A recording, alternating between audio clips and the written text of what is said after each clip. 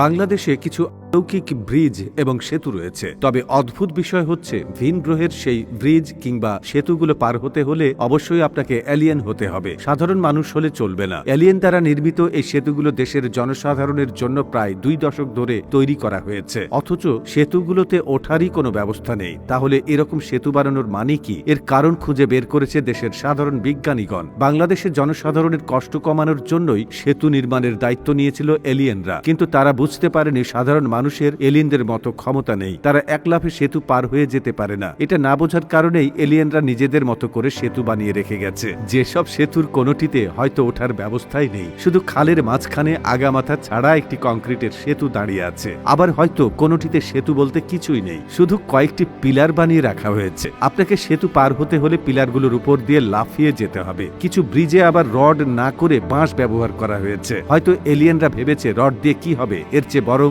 দেশীয় কাঁচামাল ব্যবহার করাই ভালো, সেটি হচ্ছে পাকা বাঁশ। কুমিল্লার নয়াচর গ্রামে খালের উপর রয়েছে এক সেতু, যেটির নির্মাণ কাজ আজও শেষ হয়নি। বিলাসবহুল এই সেতুর নির্মাণ কাজ কবে শেষ হবে তা কেউ জানে না। মানুষ শুধু জানে একটি সেতু নির্মাণ করা হচ্ছে। সেখানে গেলে দেখা যায় পানির উপর দাঁড়িয়ে আছে 4টি পিলার। 23 বছর ধরে ওভাবেই রয়েছে সেতুটি। পটুয়াখালীতে রয়েছে এমনই একটি সেতু যার নির্মাণ কাজ শুরু হয়েছিল 2012 সালে। এই সেতুতে আবার ওঠার ব্যবস্থা ঠিকই আছে, মাঝখানে শুধু মূল সেতুটাই নেই। দেশে এরকম আরো কত শত এলিয়েন ব্রিজ রয়েছে তা কেবল সেতুর সুমারি হলেই হয়তো বলা সম্ভব। প্রশ্ন উঠতে পারে, সেতুর যদি এই হাল হয় তাহলে বাজেটের টাকা কোথায়? কোন রকম গবেষণা ছাড়াই জানা যায় সেতুর জন্য যে পরিমাণ বাজেট ধরা হয়েছিল তা পুরোটা কাজে লাগেনি বলে এলিয়েনরা সেগুলো ভিন গ্রহে পাঠিয়ে দিয়েছে, যেন ভিন গ্রহের অর্থনীতি একটু চাঙ্গা হতে পারে, কেননা তারা অনেক দিল দরিয়া। এখানে আরো প্রশ্ন উঠতে পারে, যদি বাজেট কাজেই না লাগে তাহলে এত খরচ দেখানোর মানে কি?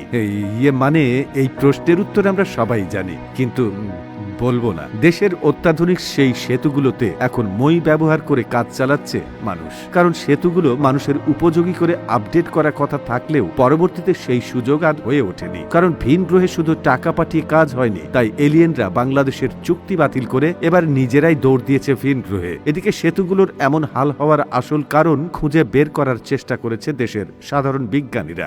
দীর্ঘশ্বাস ফেলে তারা জানিয়েছে উন্নয়নের জোয়ারে ভেসে গেছে এসব সেতু। ভাগ্যিস কিছু অংশ মজবুত করে বানানো হয়েছিল, নয়তো আজ আমরা সেটুকুও হারাতাম। তবে হারালেও যা, না হারালেও তা, কারণ এসব ব্রিজ কেবলই শোপিস। এত সুন্দর সুন্দর শোপিস বানিয়ে দেওয়ার জন্য আজ উঠতে বসতে এলিয়েনদের স্বল্প আয়ু কামনা করছে দেশের সাধারণ মানুষ। দেখেন সবাই উন্নয়ন উন্নয়ন উন্নয়ন। তো বন্ধুরা, এই প্রতিবেদনটি ভালো লেগে থাকলে আমাদের কমেন্ট করে জানাবেন, সেই সঙ্গে আমাদের ফেসবুক পেজটিতে ফলো করে রাখুন। এতক্ষণ আমাদের সাথে থাকার জন্য আপনাদেরকে অসংখ্য ধন্যবাদ।